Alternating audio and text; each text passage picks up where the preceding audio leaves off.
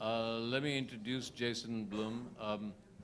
I think everybody knows who he is. His Blumhouse production. Jason has broken more rules in Hollywood than I know. He has this very funny way. He tried to explain his business model to me, but I didn't understand it, so he'll explain it today. But the first time Jason and I met, which I thought was the first time, I sat in his office. At that time, your office was Paramount. Now you have your own little. He's now a mini studio, so he has his own little building. And we're in Korea. We're in Koreatown now.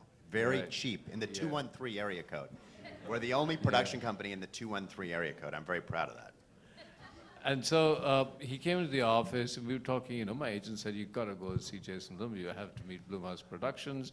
They're like great, lovely filmmakers, and they make great deals for directors." Do you make great deals for directors? We make great deals for everybody. Okay. Of course. So I walked in, and he said, "You don't recognize me, do you?" I said, he said, "Okay, let me show you a poster for my favorite film."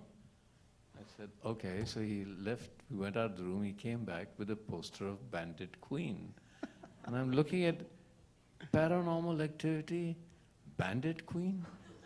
How does that mix? And then it turns out that Jason was the distributor for Bandit Queen when it came out of New York, right? That's right. So I quickly hugged him and said, "Oh man, we're old friends then. We're like brothers. You distributed Bandit Queen." So Should I tell the Bandit Queen story? It's a good story. Yes, tell him. So the Bandit Queen, my first job, I always wanted to be a producer, but I didn't quite know how to go about it. So the first job, my first job, I was a real estate agent, which was probably the best training I ever had to be a producer. I rented apartments in New York, commission only, and it was a great training ground for producing. But then I finally got a job at a little company called Arrow Entertainment. Arrow Entertainment was based in New York. We distributed worldwide. We distributed domestic theatrical, domestic home video. We distributed internationally. Every department had one person. That's what we meant by theatrical distribution. And so I would go to all the festivals, and I would kind of get chase movies that were inexpensive and get the domestic rights for those movies. And I think the premiere was at Cannes, wasn't it? When Bill Stevens was, Bill Stevens had Bandit Queen at Cannes, and it was the huge, big, talked about title, and I saw it at Cannes, and I loved it. And I called my boss, and I said, you know, I really want to try and buy this movie. And he said, well, you know, if you can buy it for 15 cents, I'll let you buy it. And of course, I went to Bill Stevens, who was the guy selling it, and he laughed me out of the office. And he drove a very hard bargain, and as a result of that, the movie remained available. It remained available through MeFed, which used to be in October in Italy, and then through AFM in March. And I always visited Bill Stevens at every film, at each market, and in between I would send him, at that time, faxes. And I said, I really love this movie, I really love this movie. And finally, he agreed to sell it to us at the AFM. It was our biggest acquisition. We paid $75,000, which was, for us, was huge. And the funny irony of that story is that it was for us, it was a very big success, and I loved the movie, and I still have the poster in my office.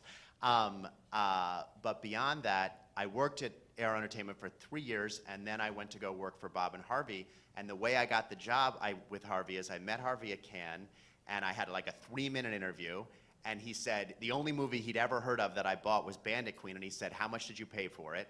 And I said, $75,000, and he said, you're hired. And that's what got me the job.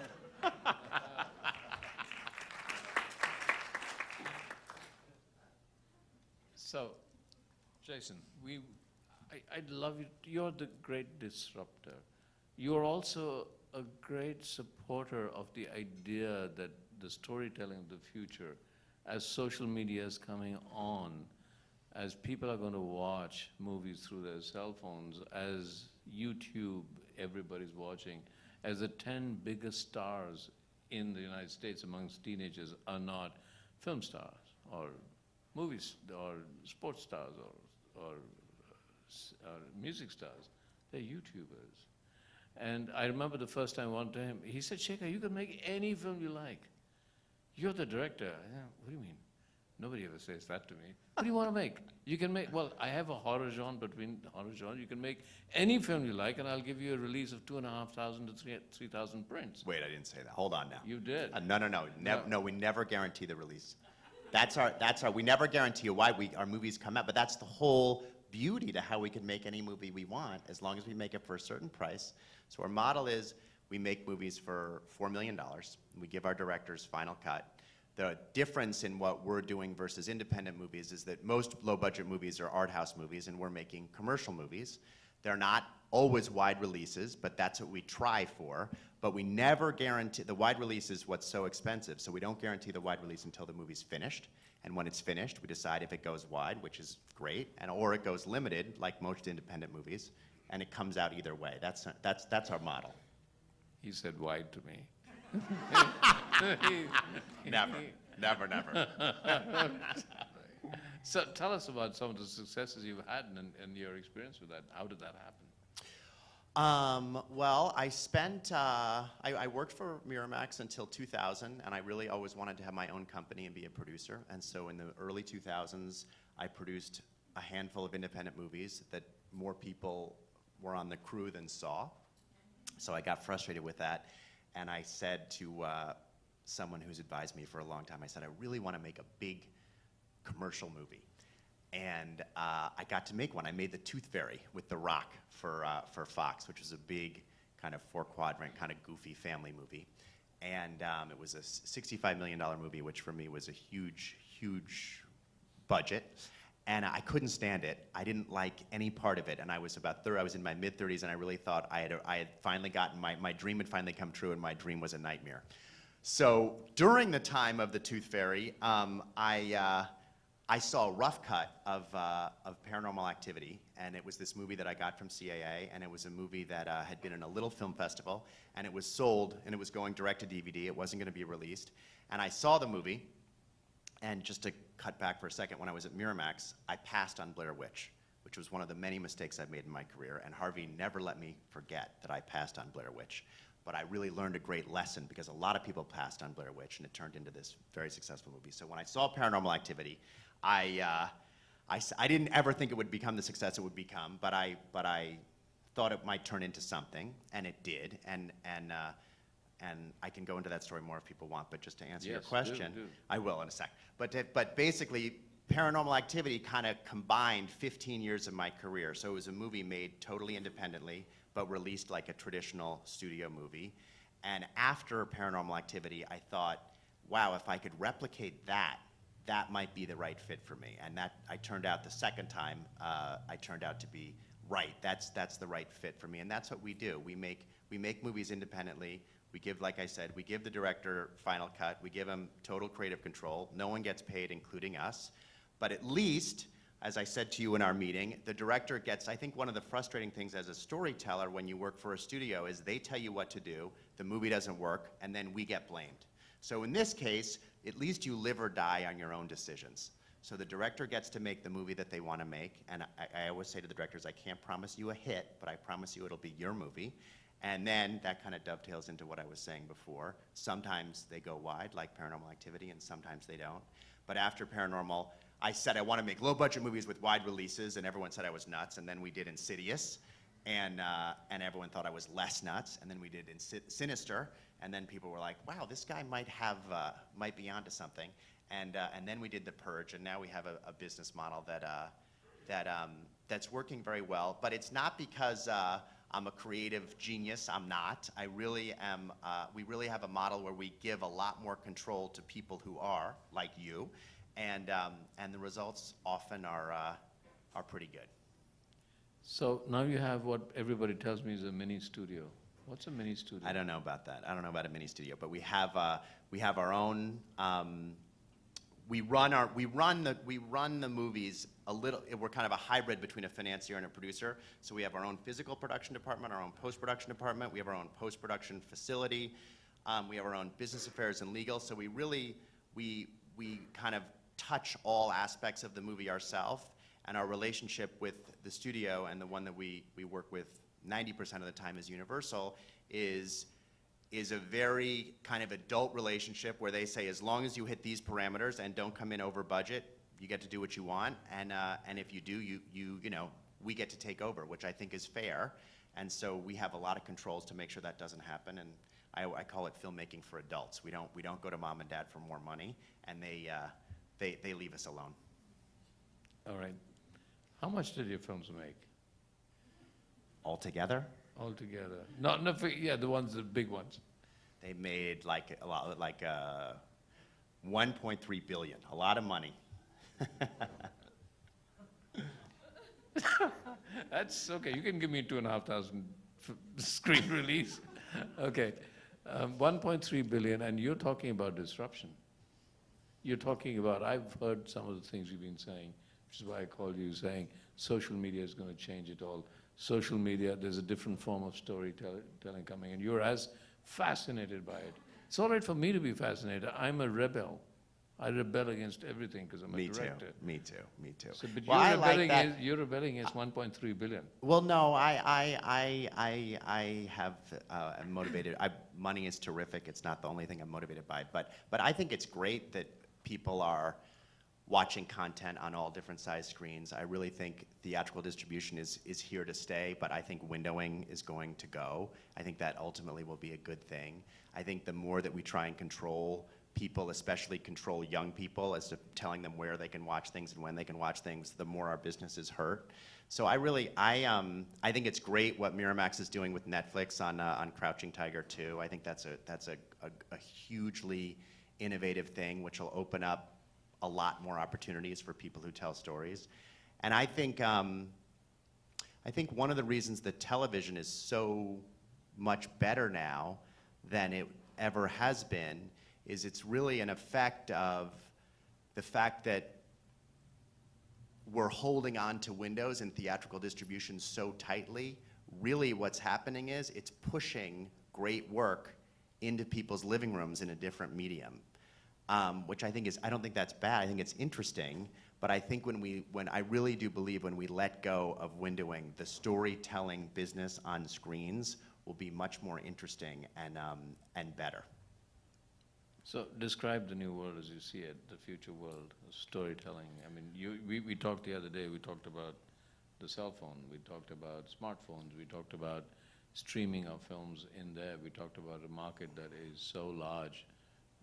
Talk to me about that. How do you see the future, considering that we're all storytellers? Well, I think that you'll see filmed content created specifically for certain things. You'll see content created for phones. You'll see content created for watching TV at home. You'll see content created for theaters. But I also think that'll all be interchangeable too. People are going to watch a movie on their phone. People already watch movies on their phone. So I don't know, it's a great question. I still think there'll be a 2-hour form, there'll be a series form, there'll be a short form. I think those things will exist for a long time. I don't think those will ever go away. People will tell stories in different ways, but it'll be more fluid and it'll be less expensive. And I believe content gets better when you put creative parameters around it. I think our movies are better because we force the filmmakers to work in very, very strict parameters. I mean, it especially works great for horror movies. Horror movies are scariest when you're seeing real things and when probably the scary stuff is stuff that you don't want to see people cut up, but when you imagine it, it's anything that you can imagine is worse than what you see. So we have very few special effects in our movies. We have very few things for the director to focus on except really acting and story, and so that's what it forces them to do. That you can't spend 3 weeks on a previs, you can't spend a lot of time on all these other bells and whistles, and I think that's what brings people to screens kind of any size. I think is that they see acting and they forget it's acting. They think it's real people, and what they're saying to each other seems real, and they get lost in that. And I think there are obviously certain exceptions to it that are huge movies, like Avatar. You go to see the effects, but I think there's a big cross-section of movies that rely way too much on special effects that are much better, more done less expensively, and hopefully as those windows collapse and people watch things on different things, that'll happen more and more. That's what I hope. That's what I think. And so you think that something like Insidious or Paranormal Activity will be just as scary on the cell phone? I think that people, just like people don't stop going, people are still paying $250 to go more than ever to go see actors on a live stage, that movies didn't replace that. I think that people will, for a long time, go to a room bigger than this with 500 seats to see a scary movie. And some people will see it that way, and some people will see it at home. I don't think that if you just suddenly say, if Paranormal Activity 6 came out at home and in the cinema at the same time, no one would show up in the theater. Especially, I think, comedy and horror movies, which are particularly for young people who love to get out of the house. So I think that they will work together. No one knows that, but no one knows for sure, obviously, including me, but I really think those things are not mutually exclusive. At least if I'm gonna go see Avatar, even if I can see it at home at the same time, I'm gonna go see it on a huge screen. And I think people feel the same about horror and comedies, but hopefully we'll find out soon. Maybe Harvey paved the way with Crouching Tiger, we'll see. Because that's gonna be on IMAX at the same time it'll be on Netflix, so we'll see how many people show up. Which are completely different ideas, you know. Showing it on IMAX is a different experience. And I know, so as a director, I know, yeah. it's a different experience. But I feel, I had a big pitch. I have a couple of one or two colleagues here from Universal. I had a big idea that they should do 50 Shades of Grey as only VOD. Because imagine how many, a big idea, by the way, that got nowhere. But imagine if you charged, like, the first weekend, you could watch it at home and it was $100, and then the second weekend it was $80, and the third weekend it was $60, something like that. There's so many, especially moms, who probably aren't gonna go to the cinema the first weekend, and maybe they'll probably wait 4 months, or who knows. And I think if it was an event, and also, I also feel like 50 Shades of Grey may be the kind of movie that you don't necessarily, that may be the kind of movie you don't, I think it's gonna be a huge hit, by the way, but I think it would be an even bigger hit if there was a group of the public who was allowed to watch it in private, right when everyone was talking about it. But I got nowhere with that. Yeah, no, that's right. You know, in India we do stream films, when you have what we call a chowkidar, which is a night guard sitting outside your house, and you pay him a lot of money to guard your house. Be sure that he's actually watching a movie on his cell phone. He's not guarding your house at all. So when I found out, I said, what do you watch? And it's mostly films that he's embarrassed to watch in front of his family or his family's friends. And so they make a lot of money that way. It's like private watching of films when he's supposed to be your guard. He won't do that. And social media, where do you see that? How are you going to, why does social media excite you? Social media excites me because it means movies have to be better. You can't get away with opening a really bad movie and having it work, so it raises the bar for everyone who makes movies. I think that's the biggest way it affects movies now. You can't, like, fool the public and have a great marketing campaign on something that doesn't deliver, because by Saturday morning no one's going to see it. So I think right now, that's it, and it has a big effect on and the life of a movie, and also the choice of what studios choose to A, green light, and then B, release, because you know, it's raised the bar on the quality of movies. So I think it's been healthy for the movie business.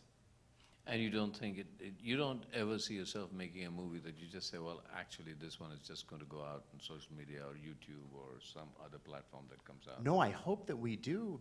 Right now, of our sequels, those all go out on a wide release, but our original movies, about 50% of them go on are widely released, and 50% of them are released in a limited way. And it's all, the ancillary market is so messy right now. It's all, sometimes it goes exclusively to Netflix for a certain amount of time, sometimes it goes to pay TV. But I think when that gets more organized, I would be thrilled. In fact, I've pitched that a couple times. Like I pitched a couple of internet sites when we made a very inexpensive movie. I said, why don't you take the movie, have exclusive rights to the movie for a year to drive people to the site, which I didn't have any success with. Sometimes they do, sometimes they don't. That's all changing so quickly. But I think I look forward to that when the ancillary life of a movie is clearer than it is now. Now it's a mess. There's so many different things to watch on your TV. It's really hard to find movies that aren't widely released now. There's a VOD window. It's a mess out there. But I think I look forward to that getting cleaned up, which is going to happen. It's just the market is shifting quickly now. One really interesting thing I've noticed about that is that even 2 years ago, the kind of average price at Sundance or Toronto at a film festival for a movie that wasn't going to get a wide release was somewhere between $205,000 or $600,000, and at Toronto it's like $2 million, which shows that the VOD market and the ancillary market is 3 times what it was even 2 years ago, and it's going to develop. It's going to develop more. Again, not to keep harping on it, but another big issue that messes up the ancillary market and messes up the content business is piracy, which if you get rid of the windows, obviously that will get a lot better too. But it's already much stronger than it was, you know, even a couple of years ago. So this film is going to sell for $2 million just on the ancillary market. How would you headline it? How would you? Well, right now those movies are they're very movie star dependent. So when movies are selling for a couple $1 million and the people buying them are saying we're only going to release it on 100 screens, it's very movie star dependent, because it turns out that when people order a VOD movie, they look at the title and they look at who's in it. Like the Kirsten Dunst, the first movie that really broke out was the Bachelorette, the Kirsten Dunst movie, which was like, I don't know, a couple of years ago already, 2 or 3 years ago. So that that's what people are looking at, but that's going to change, I think. The way that, because of social media and everything else, the way that those movies are going to be sold is going to change. Right now, it's the title, and do I know who's in it, and oh, I like that person, I'll pay $8 to see it. But I think that will change. Mm-hmm. So the one question I haven't asked you that you thought, aha, he didn't ask me that question. What is that question? No, what's my most revealing fact? Yes. Aha, you didn't ask me that question. I don't know. I mean, does someone have it for me? Ask me the hardest question. I love hard questions. All right. The hardest question. A really mean one. I'm ready. Yeah, a really mean one. Yes. In the back. Somebody's She's got a mean one. to ask you a mean question. I have a mean question. I'm ready. All right. So, Jason, going back to... Come to the next mic. Come closer and ask your meaner question. Yeah. So, Jason, thank you for going into the model, That's the that nice you part. set up. Yeah. Yeah. I guess my question is going back to the genesis of this model, where now every filmmaker wants to make the next $15,000 movie or $30,000 movie, which, you know, in LA is every filmmaker. How does that model become sustainable, or where does it strike that balance where it's not being made at the cost of exploiting a crew that's making that film? I mean, I don't know how you're we talking about non-union movies? I'm talking about $15,000 movies that go on to make millions of... First of all, we don't make non-union. We have a deal with the union. If we make a non-union movie, they burn my office down. So we don't make non-union movies. But I think that's, you're talking about a labor issue generally. No one has to work on the movie. So most $15,000 movies, people get $50 a day, and they hope to get back end, and 99 times out of 100 they never do. But no one's forcing them to go to work. No, absolutely. But we're talking about a model that's been set up with Paranormal Activity, which was supposed to have been made for $15,000 and went on to make so much that everybody's trying to emulate now. This is a great question. You took a movie that was $50,000, it made $200 million, so everyone else who makes a $15,000 movie, it's your fault that they don't make money on their movie? That's actually not where, that's not what, tell me what maybe I'm not understanding. I'm just trying to the hard understand where where you strike that balance, where, you know, or how you see a model like that making such a It's cheap not movie sustainable. $15,000 movies because are not, you moved on to making bigger budget with unions and things like our movies are $4 million. $15,000 movies. When I'm talking to people, like film students, and they say, what do you want to do?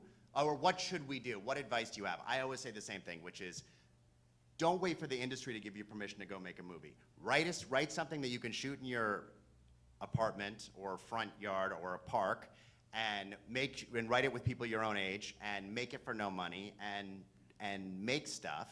But that stuff, it's a learning process. That stuff's not going to make money. If anyone here ever comes up to you and asks you for $15,000 to put in a movie, do it in the same way you give it to charity, because you're not going to see the money back. Who's got another hard question? You want to keep going? You're not happy? She's not happy with that answer. No, I am. Thank you. Okay. I'm ready for a really hard one. Yes, in the back.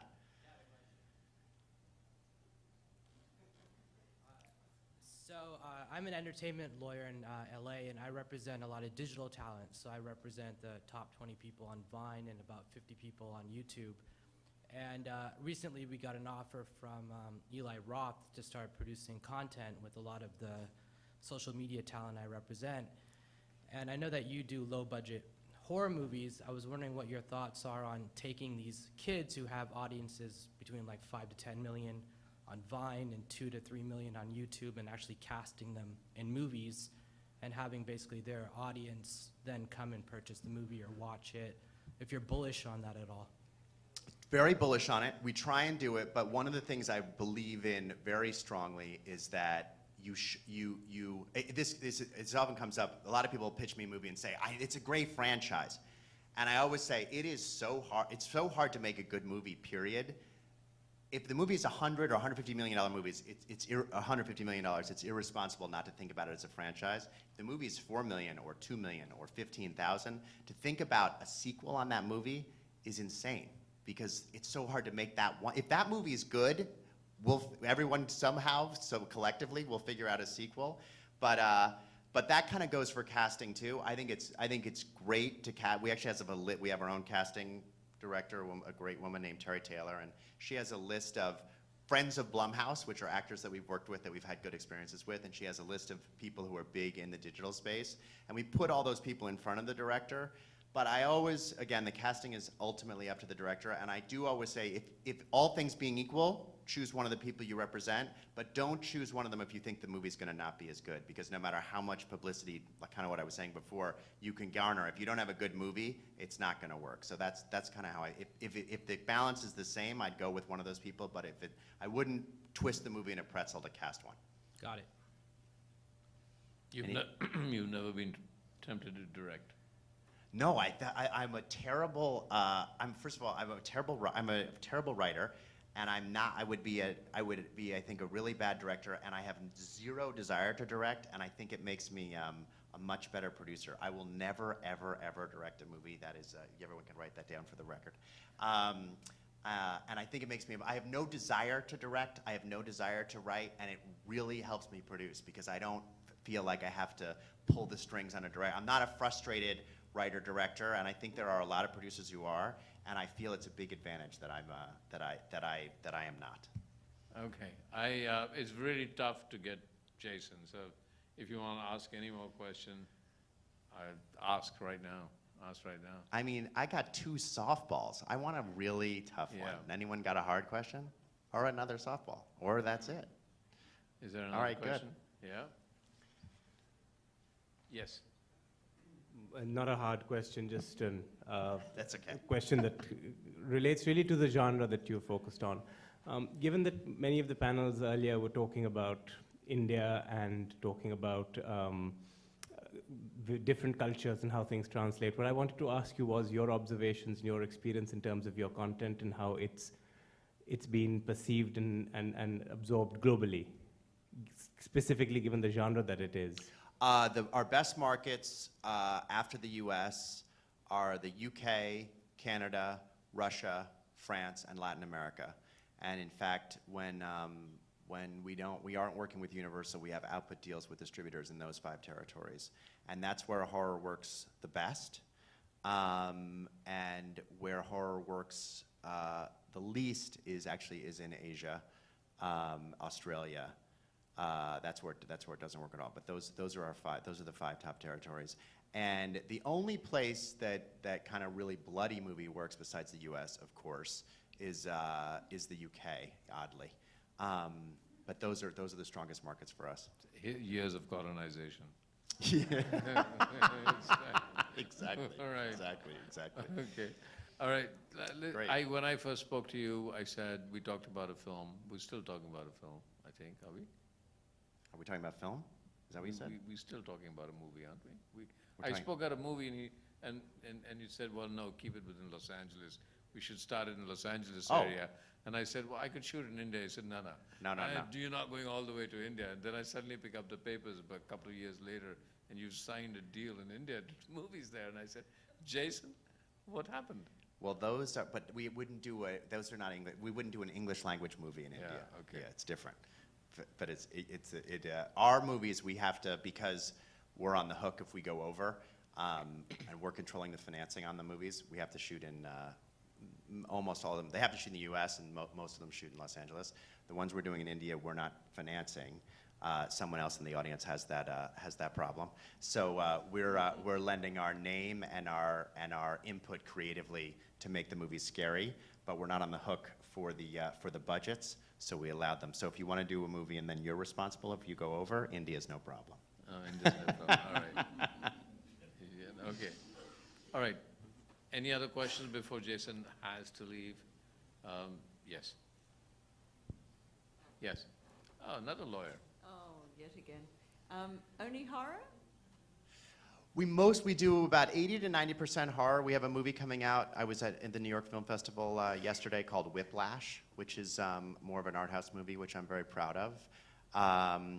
We did a movie for HBO called The Normal Heart, which won the Emmy, which was really, which I'm also really proud of. I thought the movie turned out terrifically well. It was directed by Ryan Murphy. So occasionally we'll do non-horror movies. This coming year we have a movie called Gem and the Holograms, which will actually be a wide release non-horror movie. We did a Western with John Travolta and Ethan Hawke. So I feel like we have this great platform, and if something comes in that we can help get made that ordinarily wouldn't get made, that I think is super amazing, then we'll do that. But it's not gonna, I'm not doing horror as a stepping stone to try and do something else. I really love our scary movie business, and hopefully the market will sustain it for a long time, and we'll keep doing horror for as long as the company's around. But if other opportunities come along, we'll always look at them. But our focus, hopefully, will always be scary. Now, I think that you can define that in a pretty big way. We have a movie coming out in January with J-Lo called Boy Next Door, which is an erotic thriller, like a 90s erotic thriller, which we haven't seen for a while. So one of the benefit, there are a lot of benefits of working at low budget, but I think the biggest benefit, and maybe this is a good way to end it, is that it allows us to take chances. I always use the and take risks and try things that are weird, which you can't do when you're messing around with a lot of money. I always use The Purge as an example of this. If I was a studio executive and someone came in and pitched a $25 million movie to me before The Purge existed, where we're going to make a movie about the United States where crime is legal from 7 o'clock at night till 7 in the morning, people can kill each other, and I was an executive hearing that pitch, I would say there's no way we can do that, because at $25 million, there's so many ways that could come out wrong, and then you're stuck. But The First Purge, which was $3 million, you could say, sure, either that's a great idea for a thriller, and people understood this more in other countries than the US, but actually it was a cautionary tale. It's like the whole point of the movie is it's not a good idea. And if we could pull that off, that'd be great. If we don't pull it off, it's a $3 million movie. It'll go to the ancillary market. It'll go to Netflix. It'll recoup the $3 million. We won't make any money, but we won't lose any, and it'll allow us to keep trying new things.